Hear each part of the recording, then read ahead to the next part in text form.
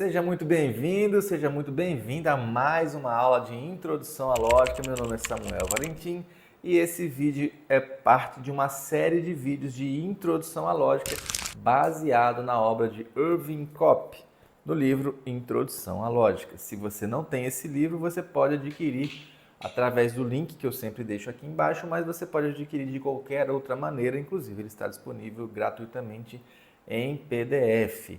Esse curso completo e gratuito você vai encontrar de duas maneiras. A primeira é na playlist dentro do meu canal, você se inscreve, entra na playlist Introdução à Lógica e você vai ver todas as aulas lá elencadas, ou através do link aqui embaixo, entrando e se cadastrando na minha área de membros, a área dos pensadores. Lá, além de cursos meus que você pode adquirir, você vai ter também esse curso completo gratuito.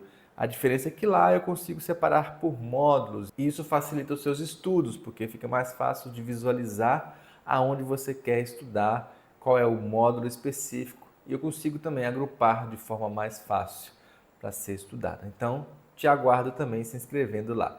Como todas as vezes eu tenho feito, vamos ver onde nós estamos a essa altura do curso.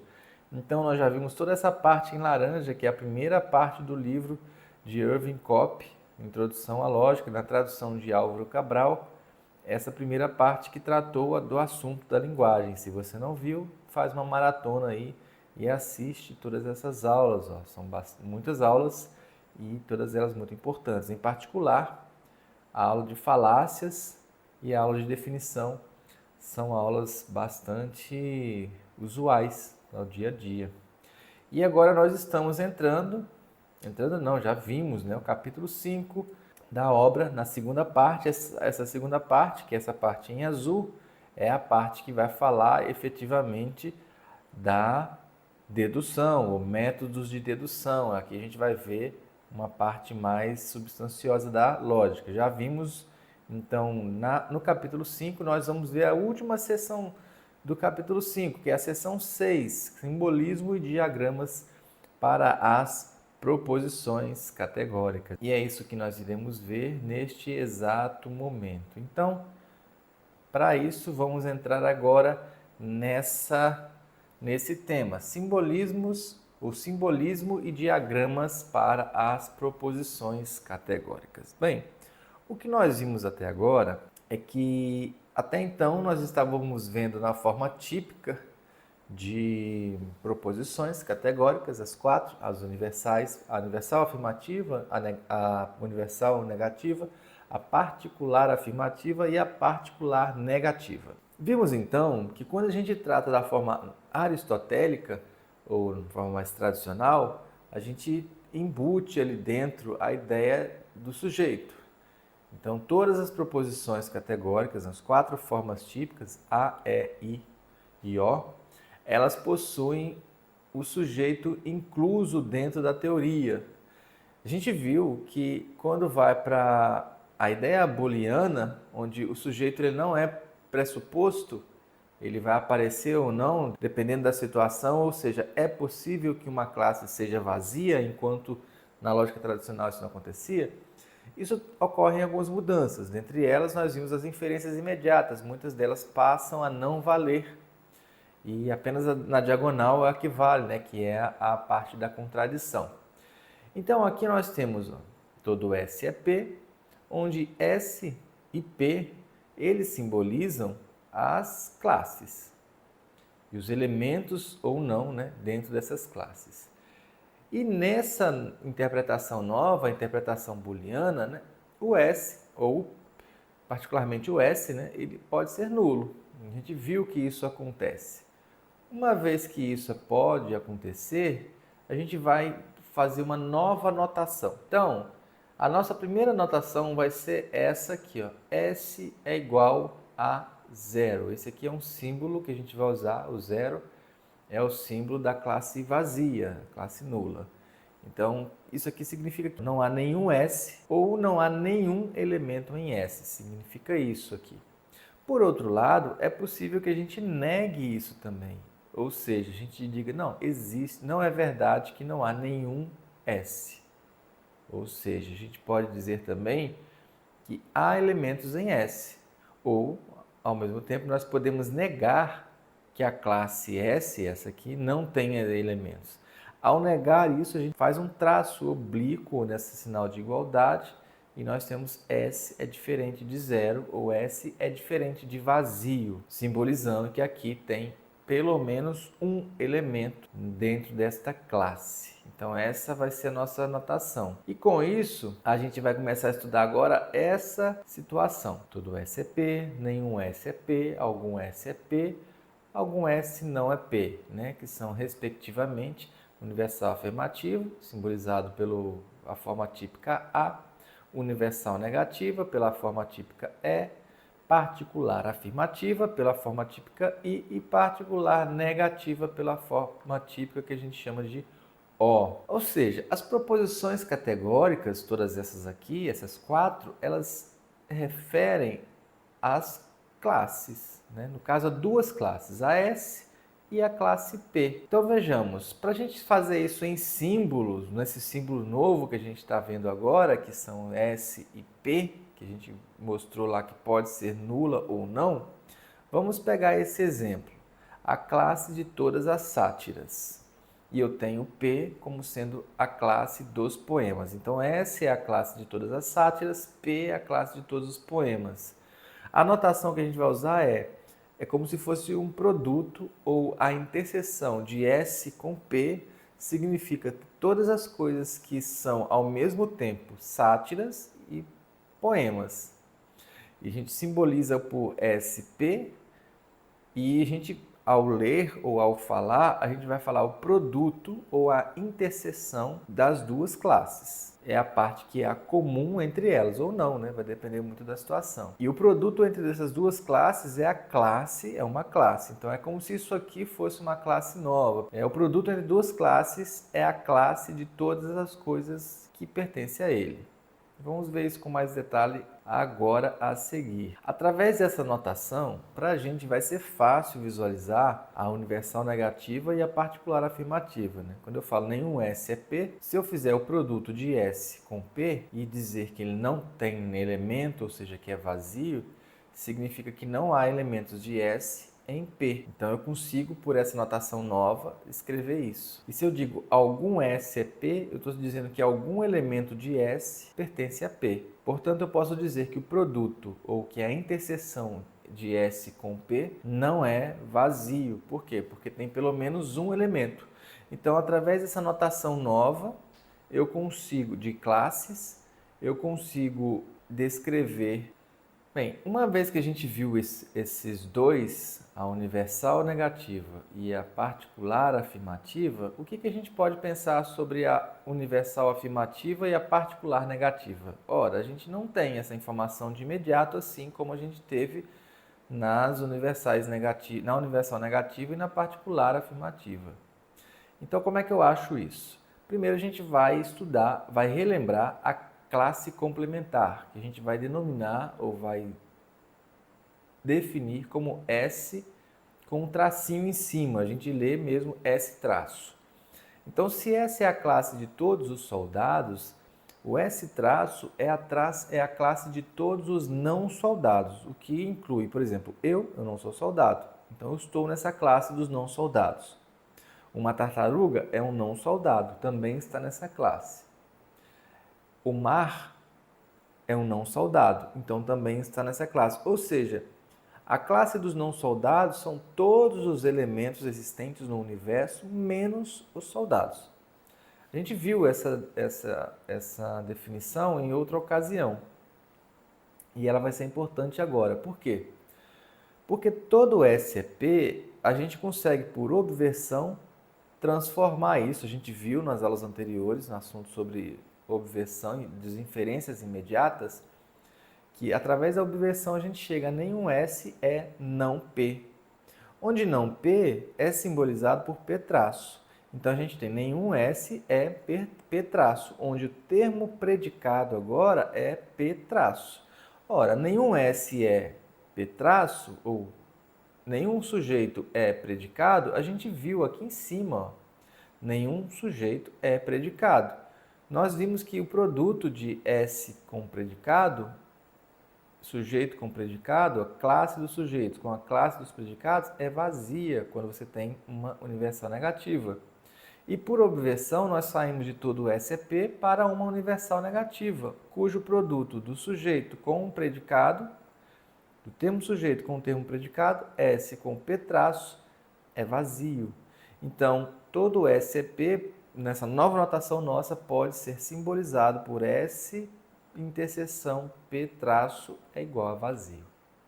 E a gente pode aplicar esse mesmo mecanismo também na particular negativa.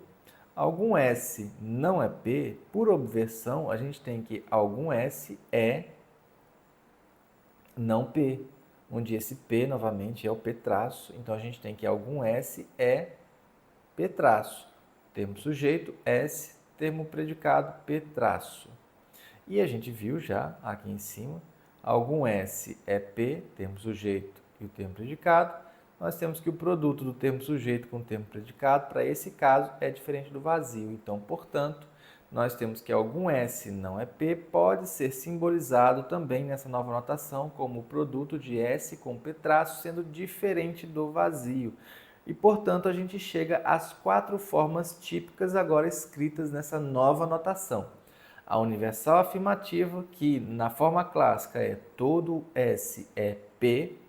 Na nossa nova notação, ela é feita dessa maneira. O produto de S com P traço é vazio. Ou a interseção de S com P traço é vazio. Ou a interseção do termo sujeito com o termo predicado, ou a classe dos sujeitos com a classe dos predicados é vazio, ou seja, não há elementos aqui em comum. A mesma coisa para a universal negativa. Em vez de ser nenhum S é P, a gente vai usar a nossa notação nova S produto com P, ou produto de S com P, ou a interseção de S com P, ou a interseção da classe dos S, dos elementos de S com os elementos de P. Isso é igual a vazio. A outra forma, particular afirmativa, o produto de S com P é diferente do vazio. E, por fim, a particular negativa, o produto de S com P traço é diferente do vazio. E essas são as nossas novas formas de ver as formas típicas, né? A, E, I, O. Bem, e agora a gente tem a correlação, né? A forma típica, clássica, ou tradicional, ou aristotélica. Todo S é P, nenhum S é P, alguns S são P's, alguns S não são P's. E na forma booleana, onde a gente considera a possibilidade de existir classe vazia. Então, a gente tem aqui SP traço, o produto de SP com P traço é igual a vazio, o produto de S com P é igual a vazio, no caso da universal negativa. A particular afirmativa, alguns S são P's, o produto de S com P é diferente do vazio. E, por fim, alguns S não são P's, na forma booleana, é S produto P traço ou S interseção com P traço é diferente do vazio.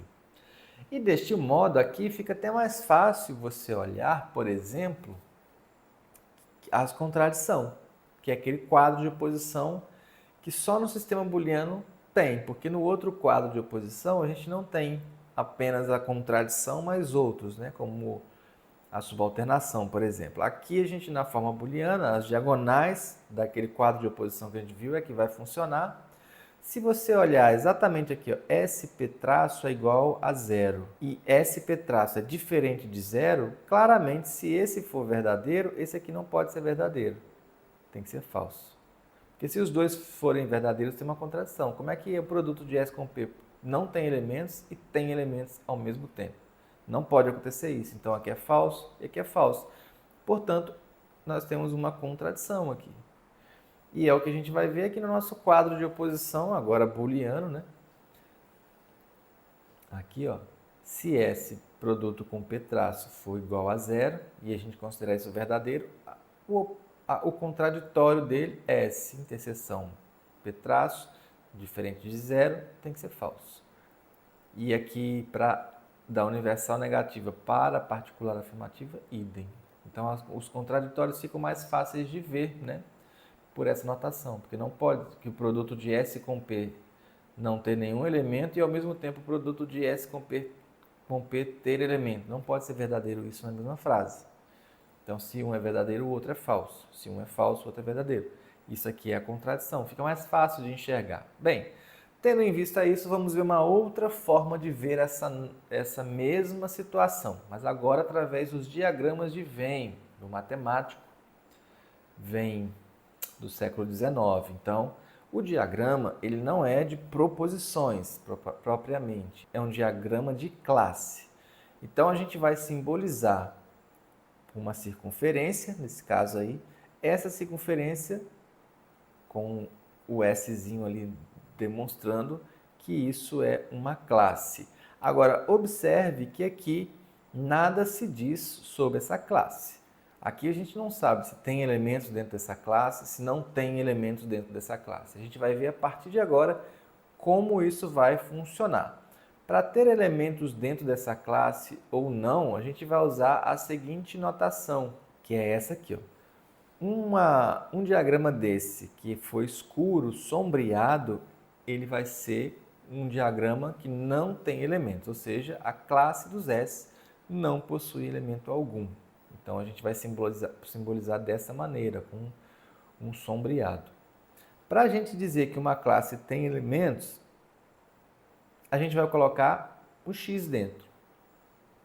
Esse X pode ser um elemento, pode ser dois elementos, pode ser vários elementos. Não especifica, mas pelo menos um com certeza. Então, aqui é a classe S que contém pelo menos um elemento, portanto, S é diferente de zero, é diferente do vazio. Então, o sombreado representa que a classe não tem elementos, S é igual a vazio, e o X dentro do círculo vai simbolizar que a classe não é vazia, ela é diferente de zero. Bem, ao mesmo tempo, olhando para essa classe, vamos olhar aqui na anterior, olhando para essa classe, se esse círculo aqui, deixa eu colocar aqui mais. Se esse círculo aqui representa uma classe inteira, fora do círculo, ou seja, nesse universo externo, é a classe complementar, S traço. Então, se eu tenho aqui elementos dentro de X, fora de X é tudo aquilo que não é X, que são os elementos ou a classe complementar que a gente simboliza com um S traço. Tendo em vista isso, vamos ver a representação do que a gente já viu. Então, a gente vai ter aqui duas classes que vão se tocar em algum momento, se cruzar em algum momento, e cada um desses pontos vão representar uma situação específica. O que vai representar? Por exemplo, imagine que S é a classe dos pintores e P é a classe espanhóis. Então, esse produto aí, SP, ele é a classe de todos os indivíduos que são pintores e são espanhóis. Essa partezinha aqui, ó. Se S são os pintores e P são os espanhóis, o que é pintor e espanhol é essa parte aqui dentro. Então, esse é o primeiro ponto que a gente vai ver. Agora, se eu tiver o produto de S com P complementar, são pintores, mas que não são espanhóis. Por exemplo, o Leonardo da Vinci ele pertence a essa classe, porque o Leonardo da Vinci ele era pintor aqui, mas não é espanhol. Então, ele está aqui. Agora, se eu olhar para S traço, produto ou interseção com P, serão os espanhóis que não são pintores. Então, se você é um espanhol e não pinta, você está dentro dessa classe S traço P, ou S traço interseção P, ou S traço produto com P. E por fim, tem os que não são nem pintores e nem espanhóis. É a classe de todos os indivíduos que não são pintores e não são espanhóis. Por exemplo, você pode pensar no engenheiro japonês. Ele está aqui, ó, o produto de S traço com P traço. São todos elementos que não são nem espanhóis e nem pintores. Não estão dentro de nenhuma dessas classes. Então, esse diagrama representaria todas as situações possíveis. Agora, para representar as 4 formas típicas através desses diagramas, a gente vai usar o achurado ou o sombreado e o X, que a gente viu agora há pouco, né, no slide anterior aqui. Ó. A gente vai usar esse símbolo de sombreado e o X para a gente descrever as 4 proposições categóricas em formas de diagramas de Venn. Então, a primeira delas será esse caso aqui. Lembrando que S são os pintores e P são os espanhóis. Então, quando eu tenho todo S e P, é o mesmo que eu dizer S produto P traço, que é igual a vazio. Ou seja, aqui essa região é vazia. O que isso significa? Significa que não há nenhum pintor que não seja espanhol. Essa é a interseção entre a classe dos pintores e a dos não espanhóis é vazia. É isso que está dizendo aqui. Então, isso aqui não existe. Por outro lado, a gente pode ter também que nenhum S é P, ou seja, a gente tem que nenhum pintor é espanhol. Não há ninguém que seja simultaneamente um pintor e espanhol. Portanto, o produto de S com P ou a interseção de S com P é vazia e aqui está o sombreado representando isso. Então, a gente consegue representar através do diagrama de Venn assim. Ou seja, aqui nós temos todo S é P, nós temos aqui nenhum S é P, e agora avançando, algum S é P. Veja que eu botei um xizinho aqui. Existe pelo menos um elemento de S que também é P. Se estivesse aqui fora, nessa região, nós teríamos um elemento de S que não é P. Mas eu tenho que esse elemento de S, ele é S e é P também, pelo menos um. Portanto, ele está nessa interseção. Ou seja, o produto de S com P é diferente de vazio, porque tem pelo menos um elemento aqui dentro que está representado por esse símbolo X. E por fim, algum S não é P. O que significa que algum S não é P? Que algum pintor não é espanhol. Existe pelo menos um pintor que não é espanhol, ou seja, essa interseção de S com o complementar de P não é vazia. E ele está aqui, desse lado.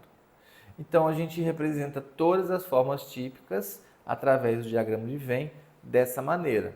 Então, nós temos as 4 formas típicas representadas em diagramas de Venn. Bem, a gente vai fazer agora o caminho oposto. Vamos olhar do ponto de vista do predicado. A gente vai inverter. O predicado agora vai para o termo sujeito e o termo sujeito, ou a classe dos sujeitos, vai para o predicado. A gente vai fazer todo P é S. É bem similar com todo S é P. Ó. A diferença é que a gente está olhando, em vez de estar olhando da esquerda para a direita, a gente vai estar olhando da direita para a esquerda. Então, a gente tem esse conjunto aqui, é vazio.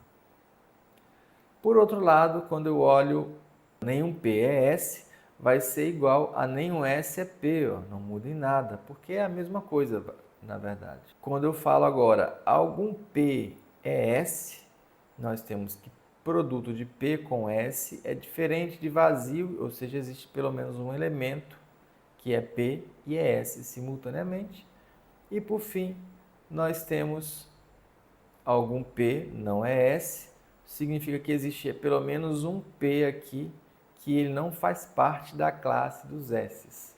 Ou seja, nós temos aqui que esse produto é bem similar ao que nós vimos. É uma forma de representar olhando, invertendo, né? A classe do sujeito vai para o predicado, a classe dos predicados vão para o sujeito. Isso vai servir para a gente analisar daqui a pouco outras coisas. Bem, e com isso a gente finaliza. A gente tem aqui uma representação do diagrama de Venn. Elas são importantes porque oferecem uma representação iconográfica, olha que nome bonitinho, ou seja, uma representação visual das proposições categóricas. Torna claro o relacionamento entre as classes, mostrando como elas se interseccionam, se separam ou se contêm umas nas outras. A gente vai ver isso com mais detalhe nas próximas aulas.